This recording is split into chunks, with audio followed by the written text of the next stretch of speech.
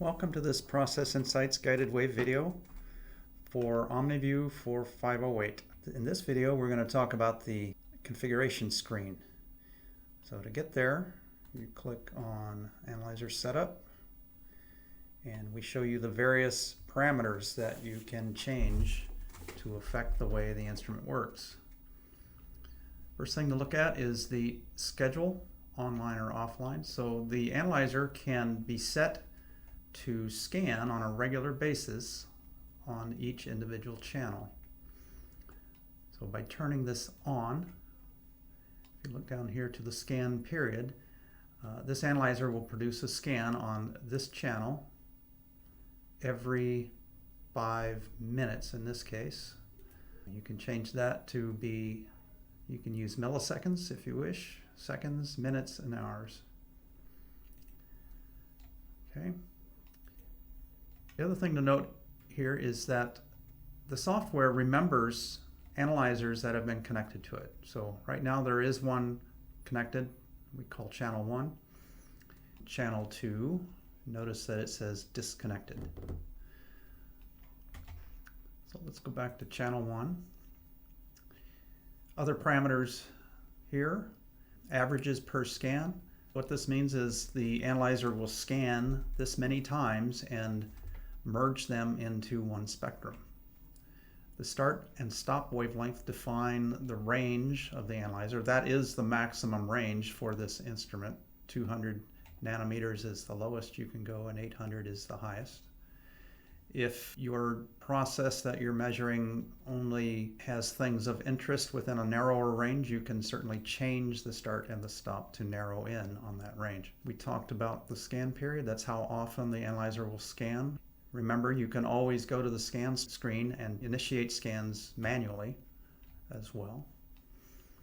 The step size is the density of the wavelength axis. The wavelength axis is the horizontal axis in the spectrum. Specify a density of 0.5 nanometers, single nanometers, or every 2 nanometers, depending on the process that you're measuring. The low light level is a measure of counts. Anything lower than this value will generate an error on the instrument.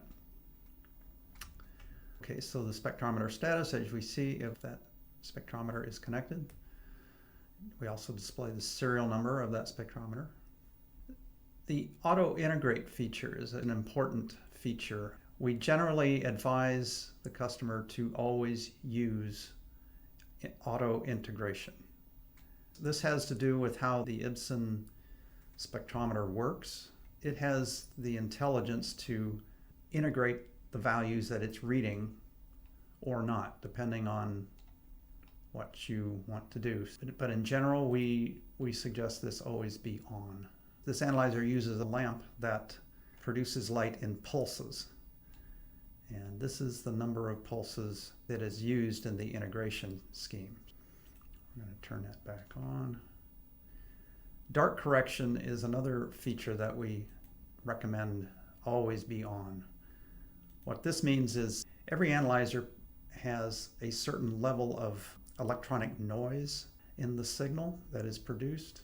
Dark correction subtracts that ambient noise out of the data. So only turn this off if you know what you're doing. Okay, so in this box we show the 0 validation tolerances. And note there are 2 different values here. Magnitude is the area under the curve of a spectrum.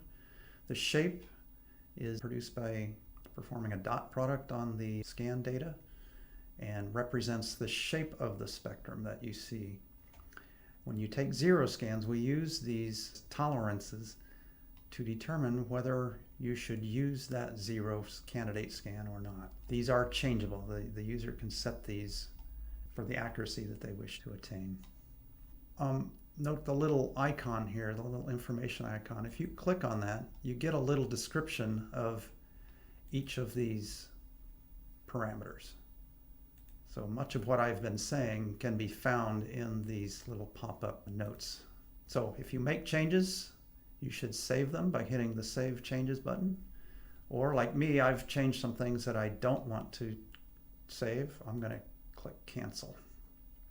That is a brief description of the analyzer setup screen.